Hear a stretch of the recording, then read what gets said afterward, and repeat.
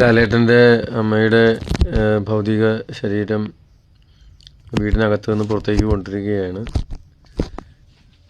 നമുക്കെല്ലാം ഒരു ഏട്ടനെ തന്ന അമ്മയാണ് നമ്മുടെ അമ്മ അല്ലേ. നമ്മളൊരിക്കൽ പരിചയപ്പെട്ട് കഴിഞ്ഞാൽ എപ്പോൾ കണ്ടാലും വിശേഷങ്ങൾ തിരക്കുകയും ഓർത്തിരിക്കുകയും ചെയ്യുന്ന ഒരു സഹോദരൻ അല്ലേ.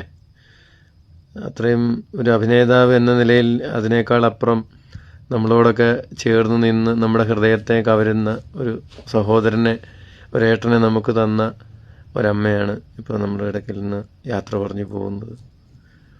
ഞാൻ ആദ്യമായിട്ടാണ്, ഞാൻ ഒരിക്കൽ പോലും വീട്ടിൽ വന്നിട്ടില്ല, ലാലേട്ടൻ്റെ കണ്ടിട്ടില്ല, സംസാരിച്ചിട്ടില്ല. പക്ഷേ ഇത്രയും നല്ലൊരു ഏട്ടനെ എന്നും നമുക്ക് ഒരാളുണ്ട്, നമ്മളെ വിളിക്കാനും കരുതാനും ഒക്കെ ഒരാളുണ്ട് എന്ന് തോന്നുന്ന ഒരേട്ടനെ നമുക്ക് തന്ന ആ അമ്മയല്ലെന്ന് എങ്ങനെ പറയാൻ പറ്റും? നമ്മുടെ അമ്മ തന്നെയാണ്. എല്ലാവരും പ്രാർത്ഥിക്കുക, ആത്മാവിൻ്റെ ശാന്തിക്കും മോക്ഷത്തിനും ഒക്കെ ആയിട്ട് പ്രാർത്ഥിക്കുക.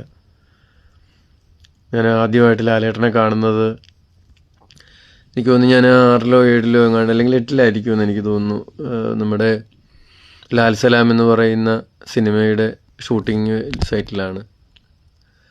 നോക്കത്താ ദൂരത്ത് കണ്ണുനട്ട് എന്ന സിനിമയുടെ ലൊക്കേഷനിൽ ഞാനത് കാണാനിടയായിട്ടുണ്ടെങ്കിലും ലാലേട്ടനെ കണ്ട് സംസാരിച്ചിട്ടില്ല.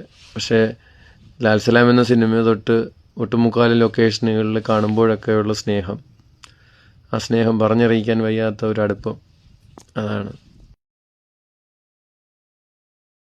എല്ലാവരും അമ്മയുടെ ആത്മശാന്തിക്കായിട്ട് പ്രത്യേകം പ്രാർത്ഥിക്കുക. ദൈവം അനുഗ്രഹിക്കട്ടെ. ആമേൻ.